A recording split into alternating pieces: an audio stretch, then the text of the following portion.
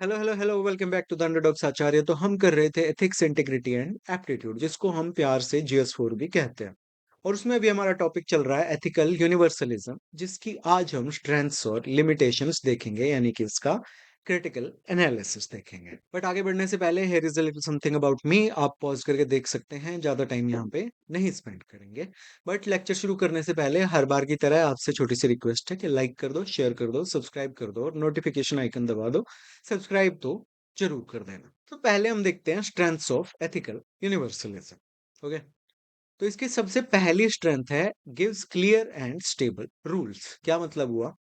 तो यूनिवर्सलिज्म जो है वो कहता है कि कुछ बेसिक मॉरल रूल्स हैं जो कि सब पे अप्लाई होते हैं, और ये रूल चेंज नहीं हो जाते जस्ट बिकॉज किसी पर्सन की आइडेंटिटी की वजह से, या वो किस ग्रुप को बिलोंग करता है, या उसकी सिचुएशन चेंज हो जाती है उस वजह से। तो अगर टॉर्चर गलत है तो वो गलत ही रहता है, वेदर कि विक्टिम जो है वो क्रिमिनल है, कोई पॉलिटिकल अपोनेंट है, या कोई अनपॉपुलर पर्सन है। एग्जाम्पल से समझते हैं। मान लो एक सिविल सर्वेंट कहता है कि रिश्वत लेना गलत है। तो यूनिवर्सलिज्म कहता है कि सेम प्रिंसिपल जो है वो सब पे बराबर से अप्लाई होगा, चाहे वो रिश्वत जो है किसी जूनियर क्लर्क ने ली हो, किसी सीनियर आईएएस ऑफिसर ने ली हो, किसी पॉलिटिशियन ने ली हो, या किसी पावरफुल बिजनेसमैन ने ली हो। जो करप्शन की रॉन्गनेस है ना, it does not depend on the status of the person. तो वो गलत है तो गलत है। तो ये स्ट्रेंथ क्यों हुई? क्योंकि इससे जो मॉरल डिसीजन मेकिंग है वो क्लियर और कंसिस्टेंट हो जाती है। लोग जो हैं उनको आसानी से क्या सही है और क्या गलत है वो समझ आ सकता है। और गवर्नमेंट्स जो हैं वो भी क्लियर और स्टेबल लॉज बना सकते हैं on universal principles rather than making laws on changing standards. Second है it protects basic human rights. क्या मतलब हुआ? तो यूनिवर्सलिज्म कहता है कि कुछ ऐसे बेसिक राइट्स हैं जो कि हर एक ह्यूमन बीइंग को मिले हुए हैं, just because they are human. तो ये राइट्स क्या हैं? Right to life, right to liberty, right to equality, freedom from torture, freedom from slavery, freedom of thought and religion, ये सब राइट्स जो हैं। और इनको यूडीएचआर में भी रिकॉग्नाइज किया गया है। एग्जाम्पल से समझते हैं। एक प्रिजनर जो है, मान लो इसने कोई क्राइम किया है और ये जेल में है, इसको लॉफुल पनिशमेंट मिल गई है। बट क्या जस्ट बिकॉज ये जेल में है तो इसकी बेसिक ह्यूमन डिग्निटी जो है वो भी चली गई है? नहीं। जस्ट बिकॉज ये जेल में है दैट डजंट मीन कि इसको टॉर्चर करना या क्रूअल ट्रीटमेंट देना जो है वो जस्टिफाई हो गया है। ऐसा नहीं है, इसकी अभी भी एक ह्यूमन डिग्निटी है। और टॉर्चर और क्रूअल ट्रीटमेंट ये सब चीजें अगर आप इसके साथ करते हो देन दैट इज रॉन्ग, इसके ह्यूमन राइट्स के वो खिलाफ है। सो ये basic protects basic human rights, ये स्ट्रेंथ क्यों है? क्योंकि it protects individuals from arbitrary treatments bye governments, majorities और पावरफुल ग्रुप्स। यानी कि गवर्नमेंट कल को कह दे कि एक पर्टिकुलर ग्रुप के लोग जो हैं वो सिटीजन्स नहीं है। Okay, so it is against basic human rights.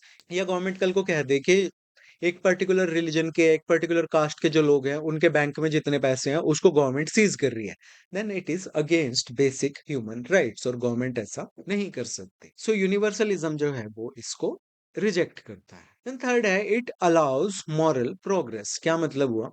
तो यूनिवर्सलिज्म जो है वो हमको ये कहने के लिए सशक्त करता है, हमको अलाउ करता है कि एक प्रैक्टिस जो कि सदियों से चली आ रही है वो भी गलत हो सकती है, इर्रिस्पेक्टिव कि उसको कितने 100 साल से आप सोसाइटी में एक्सेप्ट कर रहे हो। और ये इंपॉर्टेंट है क्योंकि ट्रेडिशंस जो है ना वो ऑटोमेटिकली मॉरल नहीं हो जाती जस्ट बिकॉज कि वो पुरानी है या वो ट्रेडिशन है वो बहुत पहले से चली आ रही है। फॉर एग्जाम्पल अनटचेबिलिटी थी इंडिया में। ओके, वो इंडिया की सोसाइटी के कुछ पार्ट्स में बहुत डीपली रूटेड थी। बट यूनिवर्सल प्रिंसिपल जो ह्यूमन इक्वालिटी का है वो हमको उस ये कहने के लिए अलाउ करता है, स्ट्रेंथन करता है कि ये जो अनटचेबिलिटी की प्रैक्टिस है ये गलत है बिकॉज ये दूसरे ह्यूमन बींग को इंफीरियर ट्रीट करती है। Same goes for slavery. Slavery को भी हम इसी बेसिस पे चैलेंज कर सकते हैं, सती को भी इसी बेसिस पे चैलेंज किया गया था। विडोज के साथ जैसा ट्रीटमेंट होता था उसको भी ईश्वर चंद्र विद्यासागर ने इसी बेसिस पे चैलेंज किया था।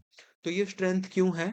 क्योंकि अगर मोरालिटी जो है वो कस्टम्स पे और ट्रेडिशंस पे कंप्लीटली डिपेंड करती है तो society will have difficulty challenging unjust traditions.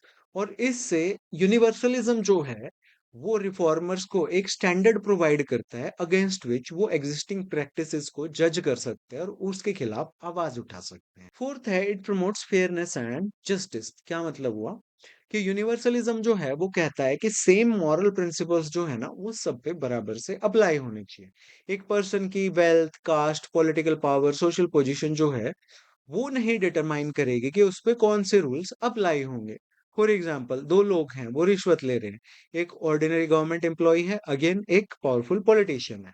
अब अगर एडमिनिस्ट्रेशन जो है वो इस बेचारे गवर्नमेंट एम्प्लॉय को तो पनिश कर देती है, बट नेताजी को छोड़ देती है, देन दैट इज रॉन्ग, क्योंकि यहाँ पे जस्टिस जो है वो कंसिस्टेंटली अप्लाई नहीं किया गया है।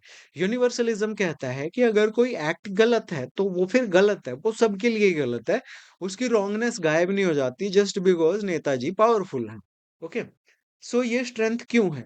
क्योंकि ये फेवरेटिज्म को रिड्यूस करता है, डिस्क्रिमिनेशन को रिड्यूस करता है और डबल स्टैंडर्ड्स को मना करता है। It also supports the idea that people should receive equal treatment जब उनकी situations are relevantly similar, and this is closely connected with the universal human rights principle of equality before law. Next है, it helps international cooperation. कैसे? अब देखो, अलग अलग countries के अलग अलग कल्चर हैं, रिलीजन है, ट्रेडिशंस हैं, पॉलिटिकल सिस्टम्स हैं, yet they can still cooperate. अगर वो कुछ कॉमन मॉरल प्रिंसिपल्स पे एग्री करते हैं तो वो कोऑपरेट कर पाते हैं। अब एग्जाम्पल से समझते हैं। हर कंट्री का अपना अलग कल्चर है, सब कुछ है, बट स्टिल सब कंट्रीज एग्री करते हैं कि जेनोसाइड जो है it should not be accepted. North Korea भी ये नहीं कहेगा इंटरनेशनल फोरम्स पे जाके नहीं नहीं भाई हमारे यहाँ तो एक्सेप्टेबल है, हमारे यहाँ तो ऐसे ही चलता है। ओके, वो भी कहेगा कि okay genocide is wrong. So similarly international cooperation जो है वो स्लेवरी, टॉर्चर, ट्रैफिकिंग या सीरियस ह्यूमन राइट्स वायलेशन पे एग्जिस्ट करती है, बिकॉज यूनिवर्सलिज्म जो है वो इनेबल करता है कि अलग अलग कंट्रीज जो हैं वो कुछ चीजों पे कॉमन मॉरल प्रिंसिपल्स पे एग्री कर पाए। और ये स्ट्रेंथ इसलिए है क्योंकि ये जो without these shared standards international cooperation on human rights या ह्यूमैनिटेरियन इश्यूज जो है वो बहुत ही मुश्किल हो जाएगी। और इसका एक सबसे स्ट्रॉन्ग एग्जांपल है United Nation Declaration of Human Rights. Then sixth है, it provides a basis to criticise injustice. तो यूनिवर्सलिज्म जो है वो हमको एक एबिलिटी देता है कि हम कह सकें कि कोई चीज गलत है इवन इफ सोसाइटी उसको एक्सेप्ट करती है। ओके, नहीं तो जनरली क्या होता है कि अरे बड़े बूढ़े ऐसे ही करते आए हैं, ये है वो है। तो जस्ट बिकॉज पूरी सोसाइटी कह रही है कि भाई this is we support this practice या ये तो हमारी ट्रेडिशन है, तो भी आप कह सकते हो कि नहीं भाई ये गलत है। फॉर एग्जाम्पल, एक कम्युनिटी कहती है कि एक कास्ट के अगेंस्ट डिस्क्रिमिनेट करना जो है वो एक ट्रेडिशनल प्रैक्टिस है, वो सदियों से चली आ रही है, तो हम तो इसको सही मानते हैं।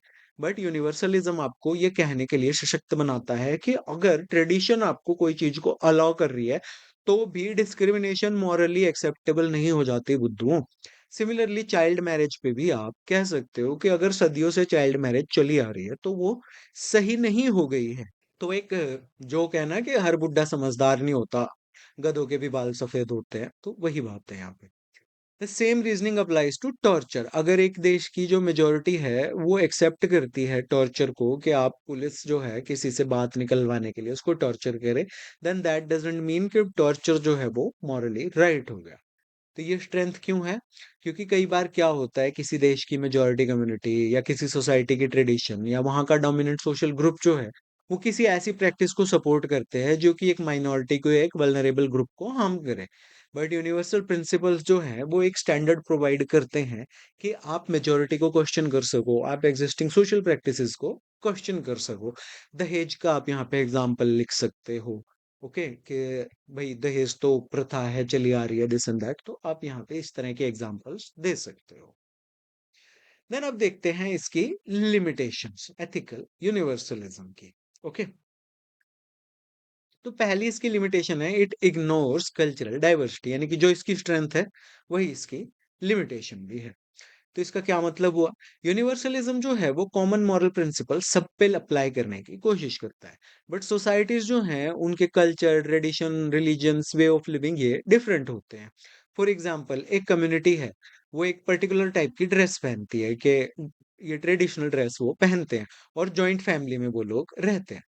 अब ये भाई साहब आया दूसरी सोसाइटी से, दूसरी कम्युनिटी से, बाहर से, तो कहेगा कि ये कैसे कपड़े पहन रखे हैं और ये कैसे घरों में रहते हैं, एक साथ रहते हैं सब, यहाँ पे तो प्राइवेसी नहीं है, यहाँ पे तो, सो वो उसको बैकवर्ड और इमोरल मान सकता है। ओके, तो बल्कि बट रियलिटी में क्या है, दे आर जस्ट डिफरेंट। ये अपने 1 BHK फ्लैट में रहता है, 60 स्क्वायर फीट के में, और ये अपनी हवेली में रहते हैं, गांव में सब इकट्ठे रहते हैं। Okay, they are just different, but यहाँ पे कोई भी प्रैक्टिस जो है वो मॉरली रॉन्ग नहीं है, जस्ट बिकॉज ये कुर्ता पहनते हैं, ये साड़ी पहन के पल्लू रखती हैं, या फिर इनका ट्रेडिशनल अगर इनका पहनावा है, या ये जॉइंट फैमिली में रहते हैं, so this is not wrong. तो यूनिवर्सलिज्म जो है, it must distinguish between genuine human right violation and legitimate cultural differences, ये इसकी एक शॉर्टकमिंग है। दूसरा है, it can be too rigid. तो यूनिवर्सलिज्म जो है वो कई बार लोगों को एनकरेज कर सकता है कि वो किसी मॉरल रूल को बहुत ही स्ट्रिक्टली फॉलो करें, और पर्टिकुलर सर्कमस्टांसिस जो हैं एक पर्टिकुलर केस के, जो उस टाइम उनके हाथ में है, उसको ज्यादा अटेंशन ना दें। फॉर एग्जाम्पल, एक एडमिनिस्ट्रेटर है, यही भाई साहब है, ये हमेशा रिजिडली रूल्स फॉलो करते हैं कि भाई मैं तो एक एक जो पेपर वर्क है उसको टिक करके ही काम करूंगा। अब यहाँ पे आ गया डिजास्टर, इमरजेंसी रिलीफ देना है जल्दी जल्दी, पर ये कह रहे हैं मैं तो पूरा पेपर वर्क करूंगा, एक एक कॉलम टिक करूंगा, उसके बाद दूंगा, और इतने में क्या होता है, लोग डूबते हैं, मरते हैं, दिक्कत हो जाती है। ओके, तो ये वीकनेस क्यों है कि रियल लाइफ जो आपकी प्रॉब्लम्स है ना, वो कॉम्प्लिकेटेड होती है। एक एक्शन के डिफरेंट मॉरल कॉन्सिक्वेंसेस हो सकते हैं डिफरेंट सर्कमस्टांसिस में, डिपेंडिंग ऑन के इंटेंशन क्या है, सर्कमस्टांसिस क्या हैं, consequences, vulnerability of people involve. Okay, तो कंप्लीटली रिजिड रूल जो है वो अनफेयर और हार्मफुल रिजल्ट जो है वो प्रोड्यूस कर सकता है, जैसे यहाँ पे ये नाव डूब गई। तो यूनिवर्सल प्रिंसिपल्स जो हैं वो यूजफुल हैं, बट उनकी एप्लीकेशन जो है उसमें आपको जजमेंट और सेंसिटिविटी टू सर्कमस्टांसेस लगानी होती है। देन थर्ड है, difficult to decide what is truly universal. मतलब यूनिवर्सलिज्म कहता है कि कुछ मॉरल प्रिंसिपल्स जो हैं वो हर एक के लिए वैलिड हैं, बट लोग यही नहीं एग्री कर पाते कि कौन से मॉरल प्रिंसिपल्स ऐसे हैं जिनको यूनिवर्सल समझा जाए। एग्जाम्पल, कुछ कंट्रीज जो है वो डेथ पेनल्टी को मॉरली एक्सेप्टेबल मानते हैं, और कुछ कंट्रीज कहते हैं कि it is a violation of Human rights. Okay, तो क्वेश्चन यहाँ पे ये बन जाता है कि कौन सी पोजीशन जो है वो यूनिवर्सल मॉरल स्टैंडर्ड है, कि डेथ पेनल्टी दी जानी चाहिए या नहीं दी जानी चाहिए। तो ये वीकनेस क्यों है, क्योंकि अलग अलग सोसाइटी और इंडिविजुअल्स जो हैं उनके मॉरल बिलीव्स अलग होते हैं, तो डिसएग्रीमेंट्स आ जाते हैं, डेथ पेनल्टी पे आ सकता है, abortion, euthanasia, same sex marriage, animal rights, freedom of speech.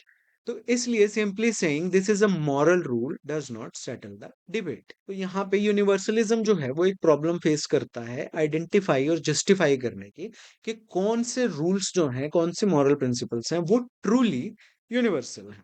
Fourth है, risk of cultural imposition, meaning universalism जो है वो कई बार मिसयूज किया जा सकता है, जब एक पावरफुल सोसाइटी जो है वो अपनी वैल्यूज को यूनिवर्सल बता के प्रेजेंट करे और दूसरी सोसाइटीज पे उसको थोपे। जैसे कि हमने अंग्रेजों के टाइम पे देखा था व्हाइट मैन्स बर्डन, तो ये गोरे साहब और ये काले साहब। एग्जाम्पल देखो, मान लो एक पावरफुल कंट्री है, वो कहता है कि जो इंडिविजुअल फ्रीडम की हमारी अंडरस्टैंडिंग है ना, it is the correct way of organizing society. और फिर ये कह के वो बाकी सब जो कल्चरल अप्रोचेस हैं इंडिविजुअल फ्रीडम की, उनको इंफीरियर कहना शुरू कर देता है। फॉर एग्जाम्पल, यूएसए में इंडिविजुअल फ्रीडम का अलग मतलब होता है, बट इंडिया में, जापान में, चाइना में we focus more on societal cooperation. Okay, so problem यहाँ पे यूनिवर्सल ह्यूमन राइट्स अपने आप में नहीं है, प्रॉब्लम यहाँ पे है कि आप एक कल्चर को दूसरे से सुपीरियर दिखा रहे हो, और उसकी जो पर्टिकुलर इंटरप्रिटेशन है ना उसको बाकियों पे थोप रहे हो। तो ये वीकनेस क्यों है, क्योंकि ये यूनिवर्सलिज्म को एक तरह के कल्चरल इंपेरियलिज्म में ट्रांसफॉर्म कर सकता है। तो इंस्टेड ऑफ आस्किंग कि is this value genuinely universal, people में अज्यूम कि हमारी जो वे ऑफ थिंकिंग है वो यूनिवर्सल है और हर किसी को इसको फॉलो करना चाहिए।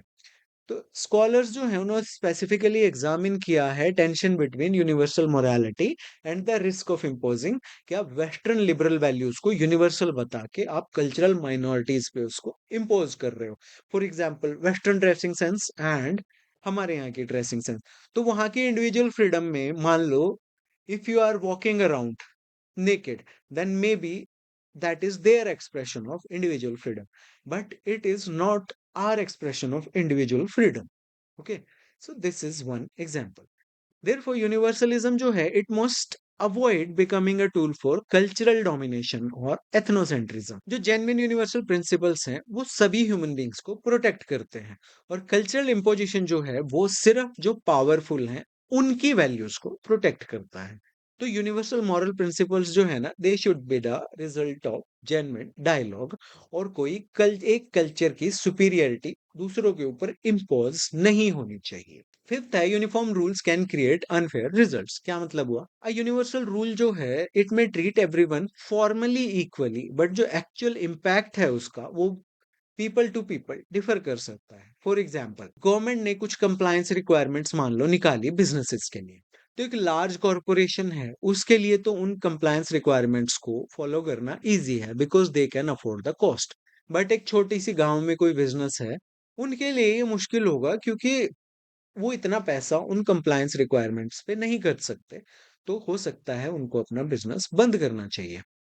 टेक्निकली दोनों को इक्वली ट्रीट किया गया, दोनों पे सेम रूल अप्लाई किए गए, बट दोनों का इम्पैक्ट बहुत ही डिफरेंट है. तो ये वीकनेस क्यों है? Because people do not always begin from the same circumstances. ये एक लार्ज कॉर्पोरेशन है, ये अमीर है, एक छोटा बिजनेस विलेज का बिजनेस है, ये गरीब है. रूल, एक ऐसा रूल जो कि पेपर पे फेयर लगे, में क्रिएट ग्रेट डिफिकल्टीज गरीब लोगों के लिए, डिसेबिलिटी है उनके लिए, वल्नरेबल कम्युनिटीज के लिए, स्मॉल बिजनेसेस के लिए, या डिसएडवांटेज ग्रुप्स के लिए. तो हर एक रूल जो है वो हमेशा इक्वल और फेयर आउटकम्स नहीं प्रोड्यूस करता. देयरफॉर यूनिवर्सल रूल्स जो हैं sometimes need reasonable adjustments according to relevant circumstances. कि आप एक यूनिवर्सल रूल को अप्लाई तो कर रहे हो, बट आप ये देखो कि क्या वो सभी सर्कमस्टांसेस में इक्वली अप्लाई हो रहा है, क्या वो किसी के लिए अनड्यू डिसएडवांटेज तो नहीं क्रिएट कर रहा है. तो फेयरनेस के लिए क्या चाहिए कि आप लोगों के डिफरेंट स्टार्टिंग पॉइंट्स जो हैं उनको रिकॉग्नाइज करो, कि कोई अमीर है या कोई गरीब है, कोई पिछड़ा हुआ है, कोई एडवांस्ड है, कोई शहर में रह रहा है, कोई गांव में रह रहा है. ओके, तो ये सब चीजें देखो, और उसके अकॉर्डिंग आप रीजनेबल अकोमोडेशंस प्रोवाइड करो, एंड देन आप सब्सटैंटिव इक्वालिटी के लिए एम करो और इंश्योर करो कि पॉलिसीज जो हैं वो डिस्प्रपोर्शनेटली हार्म ना करें वल्नरेबल कम्युनिटीज को या वल्नरेबल लोगों को. तो जस्टिस जो है, it is not always about same rules for everyone, but about fair outcomes for all. Then sixth है, may struggle with new ethical problems. अब क्या होता है कि यूनिवर्सल मॉरल प्रिंसिपल्स जो हैं वो कई बार जो नई प्रॉब्लम्स क्रिएट होती हैं उनके क्लियर आंसर्स नहीं प्रोवाइड कर सकते. नए जो चेंजेस हैं टेक्नोलॉजी में, सोसाइटी में, वहां पे वो इफेक्टिवली आंसर्स नहीं प्रोवाइड कर पाते. बेसिक प्रिंसिपल जो हैं वो इंपॉर्टेंट रहते हैं, बट उनकी एप्लीकेशन जो है वो हमेशा स्ट्रेट फॉरवर्ड नहीं होती. फॉर एग्जांपल, आर्टिफिशियल इंटेलिजेंस की प्रॉब्लम. अब यहाँ पे हर कोई कहेगा कि ह्यूमन डिग्निटी जो है वो प्रोटेक्ट होनी चाहिए, but what exactly does dignity requires when AI is used to make hiring decisions. जब आप लोगों को हायर करने में एआई का यूज कर रहे हो, तो रिज्यूमेस को वो गो थ्रू कर रहा है और रिजेक्ट कर रहा है. हो सकता है उसमें कुछ जो लेस टेक से भी लोग हैं जिन्हें नहीं पता कि एआई के हिसाब से रिज्यूमे कैसे डिजाइन करना है, वो बेचारे क्वालिफाइड होते हुए भी वो एआई राउंड में ही बाहर हो जाएं. Determine welfare eligibility, monitor citizens, या मेक मेडिकल डिसीजंस. इन केसेस में डिग्निटी का क्या मतलब हुआ?